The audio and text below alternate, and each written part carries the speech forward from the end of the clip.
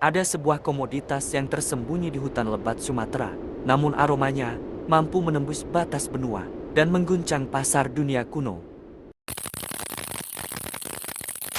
Getahnya dicari bangsa Romawi, diperdagangkan oleh saudagar India, dan diburu pedagang Timur Tengah.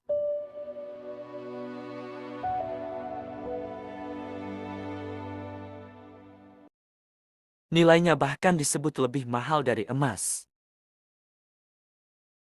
Dari pelabuhan kecil bernama Barus, komoditas ini berlayar melintasi samudra,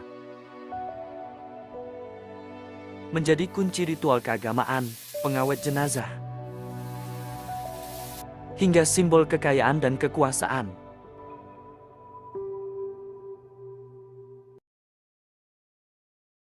Komoditas ini bukan sekadar wewangian, melainkan pohon yang pernah menghubungkan Sumatera dengan pusat peradaban dunia dalam sebuah jalur dagang misterius yang nyaris terlupakan oleh sejarah.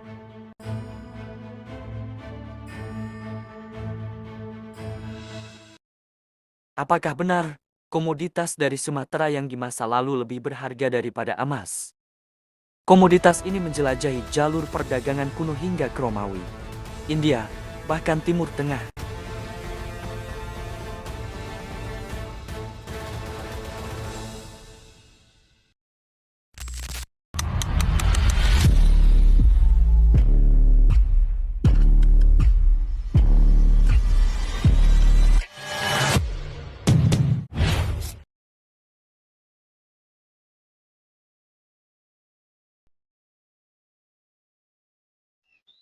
Kapur barus merupakan zat aromatik alami yang berasal dari getah kristalin pohon Reubalanops aromatica, sebuah spesies langka yang tumbuh di hutan hujan tropis Nusantara, terutama di wilayah pesisir barat Sumatera, dengan pusat historisnya di Barus.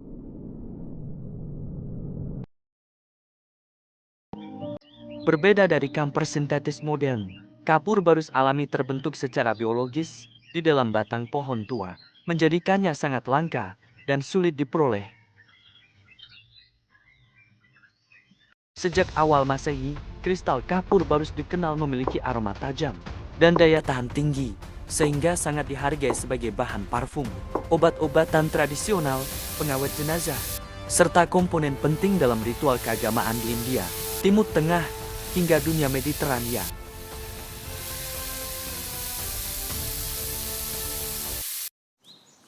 Nilai utamanya bukan hanya pada kegunaannya, tetapi pada proses perolehannya yang ekstrim.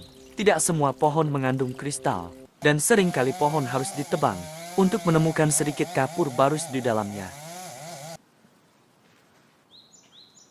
Kondisi ini menjadikan kapur barus sebagai komoditas bernilai sangat tinggi dalam perdagangan kuno, bahkan kerap disejajarkan dengan emas.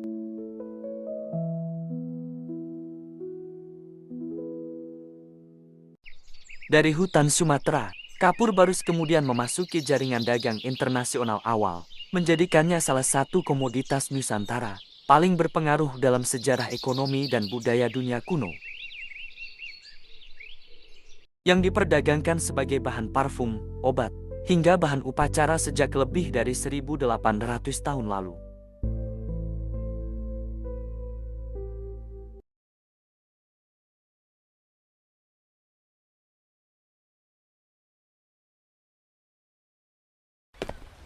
Sejak sekitar abad kedua Masehi, kapur barus telah menjadi bagian dari jaringan perdagangan internasional yang menghubungkan Asia Tenggara dengan pusat-pusat peradaban dunia kuno.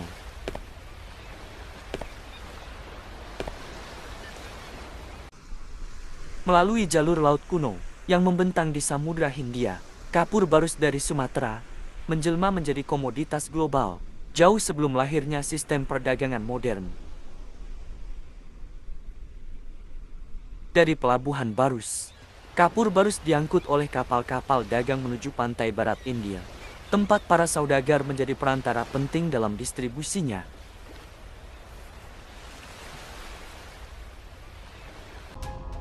Dari sana, komoditas ini diteruskan ke pelabuhan-pelabuhan di Teluk Persia, lalu bergerak lebih jauh ke pasar dunia Islam dan Mediterania hingga mencapai pusat-pusat konsumsi di wilayah Romawi.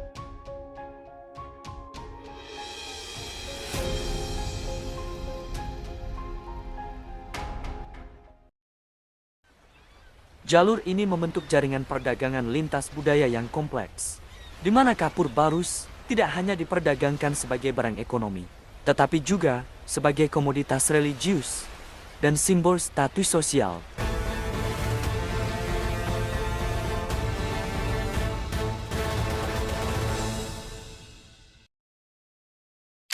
Sumber-sumber klasik dan catatan perjalanan menunjukkan bahwa komoditas ini dikenal luas karena kualitasnya yang unggul dan kelangkaannya.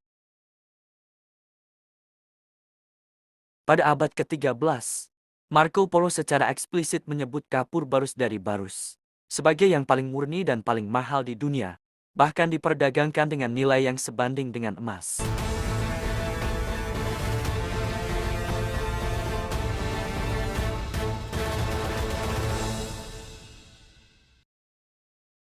Bukti arkeologis seperti prasasti Tamil Lobutua juga menguatkan peran aktif pedagang India dalam perdagangan langsung kapur barus sejak setidaknya abad ke-11. Dengan demikian, jauh sebelum era kolonial, kapur barus telah menjadikan Sumatera bagian integral dari ekonomi global awal dan membuktikan bahwa Nusantara bukan wilayah pinggiran, melainkan aktor penting dalam sejarah perdagangan dunia.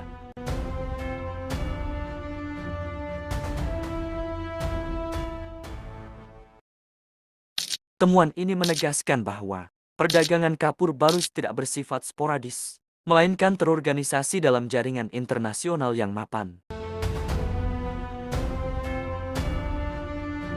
Dengan demikian, kapur barus menjadi saksi bahwa Nusantara telah terintegrasi dalam sistem perdagangan dunia berabad-abad sebelum kedatangan bangsa Eropa.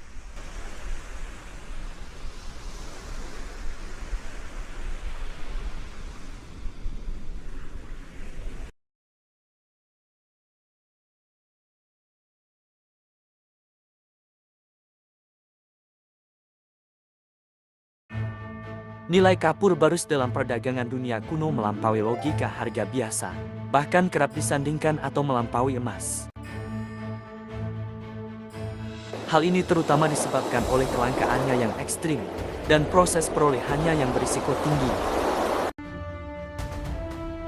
Tidak seperti emas yang dapat ditambang secara berulang, kapur barus hanya terbentuk secara alami pada pohon Rhizobalanops aromatica tertentu yang telah berusia puluhan hingga ratusan tahun dan tidak ada jaminan bahwa setiap pohon mengandung kristal yang dicari.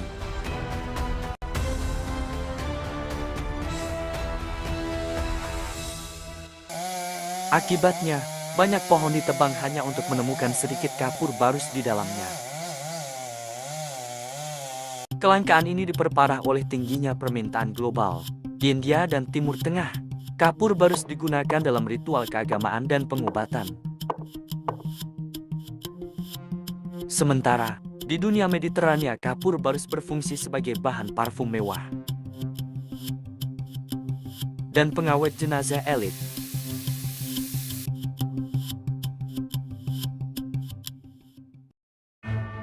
Dalam konteks ekonomi kuno, nilai suatu komoditas tidak hanya ditentukan oleh kegunaan, tetapi juga oleh simbolisme dan keterbatasan pasukannya. Kapur barus memenuhi keduanya. Kapur barus langka, sulit diperoleh, dan syarat makna religius serta status sosial. Karena itu, sumber-sumber sejarah mencatat bahwa kapur barus dari Sumatera dapat diperdagangkan dengan harga setara beratnya emas, menjadikannya salah satu komoditas paling berharga dalam jaringan perdagangan global awal.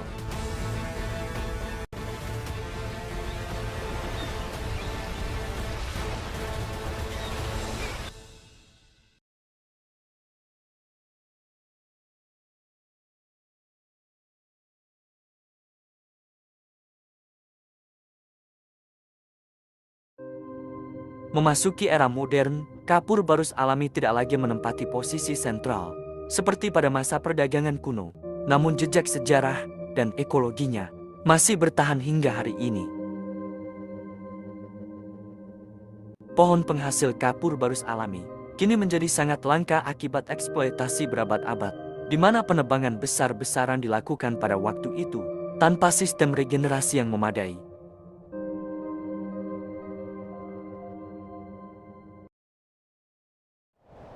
Di wilayah Barus, yang dahulu menjadi pusat perdagangan dunia, kapur barus kini lebih dikenal sebagai warisan sejarah dibandingkan komoditas global. Sejak abad ke-19, perkembangan kimia modern memungkinkan produksi kamper sintetis yang jauh lebih murah dan mudah diperoleh. Sehingga secara perlahan menggantikan kapur barus alami dalam industri parfum, farmasi, dan rumah tangga.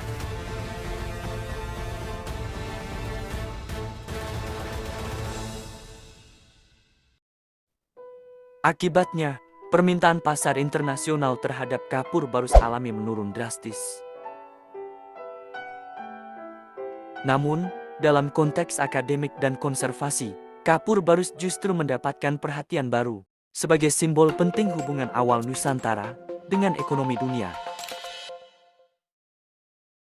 Upaya pelestarian hutan tropis dan kajian arkeologi di Barus menegaskan bahwa kapur barus bukan sekadar bahan aromatik, melainkan bukti peran Indonesia dalam sejarah globalisasi awal.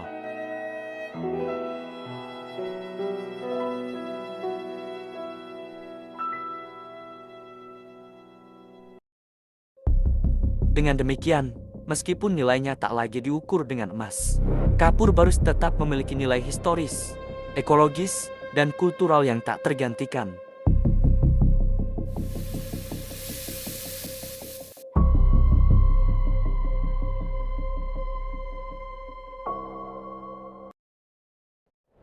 Tak hanya bernilai tinggi, kapur barus juga menjadi penghubung budaya dan agama, membawa orang dari seluruh dunia datang ke Nusantara. Dari India, Timur Tengah, hingga Romawi. Begitulah kisah pohon yang pernah mengubah sejarah perdagangan dunia.